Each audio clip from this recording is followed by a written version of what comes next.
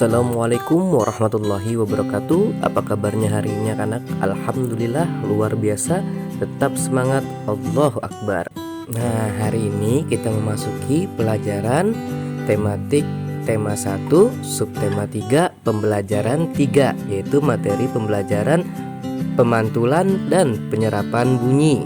Apakah suara atau bunyi yang dihasilkan pada ruangan terbuka sama dengan suara atau bunyi pada ruangan yang tertutup? Ayo kita cari tahu hasilnya. Kita bisa menemui gendang di banyak wilayah di Indonesia. Pernahkah kamu memperhatikan bagaimana bunyi pada gendang? Gendang dapat berbunyi jika kulit gendang dipukul. Saat dipukul, kulit gendang bergetar. Getaran ini menghasilkan bunyi.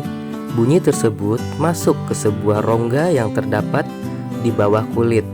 Bentuk rongga mempengaruhi bunyi yang dihasilkan. Makin kecil dan panjang rongga pada gendang, makin nyaring bunyi yang dihasilkan. Nah, sifat-sifat bunyi yang kita pelajari hari ini yaitu pemantulan dan penyerapan bunyi. Pemantulan bunyi yaitu bunyi dapat dipantulkan apabila bunyi mengenai benda yang cukup keras seperti dinding, kayu, kaca, atau besi, maka bunyi akan dipantulkan. Penyerapan bunyi, bunyi dapat diserap apabila mengenai benda yang permukaannya lunak. Benda yang demikian disebut peredam bunyi, misalnya karpet, goni, kertas, kain, busa, dan wol.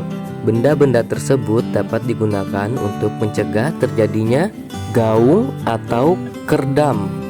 Peristiwa dan penyerapan bunyi sering terjadi pada bioskop atau studio band, dinding dan langit-langit gedung bioskop, gedung pertemuan, dan studio rekaman dilapisi dengan bahan-bahan tersebut supaya tidak terjadi gaung atau kerdam. Nah, jadi jika anak-anak pergi ke bioskop atau ke studio rekaman, maka suara tidak akan sampai keluar gedung tersebut. Hal ini dikarenakan dinding-dinding dan langit-langit gedung tersebut memiliki peredam bunyi sehingga mencegah suara hingga tidak terdengar sampai keluar gedung tersebut.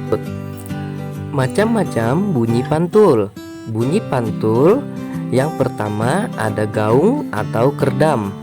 Gaung atau kerdam sering anak-anak temukan pada ruangan yang kosong. Ketika anak-anak memasuki ruangan yang kosong lalu berteriak, maka akan terdengar dua suara. Nah, itulah yang disebut dengan gaung atau kerdam. Gaung atau kerdam terjadi karena bunyi dipantulkan oleh dinding yang jaraknya tidak jauh dari sumber bunyi. Hal itu menyebabkan datangnya bunyi pantul bersamaan dengan bunyi asli yang belum selesai terucapkan. Akibatnya bunyi pantul mengganggu bunyi asli sehingga suara yang terdengar tidak jelas. Macam-macam bunyi pantul yang selanjutnya yaitu gema. Gema dapat terjadi di alam terbuka seperti hutan, lembah, jurang, dan pegunungan. Pemantulan pada gema terjadi setelah bunyi usai diucapkan. Misalnya, jika anak-anak berteriak pada sebuah hutan atau jurang, maka akan ada suara pemantulan lagi yang mengikuti.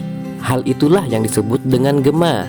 Gema terjadi karena bunyi dipantulkan oleh dinding yang jaraknya jauh dari sumber bunyi.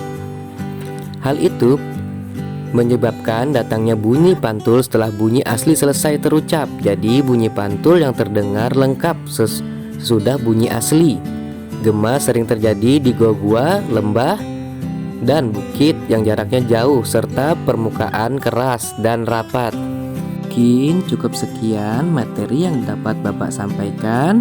Terima kasih untuk anak-anak yang telah memperhatikan video pembelajaran hari ini. Kurang lebihnya Bapak mohon maaf.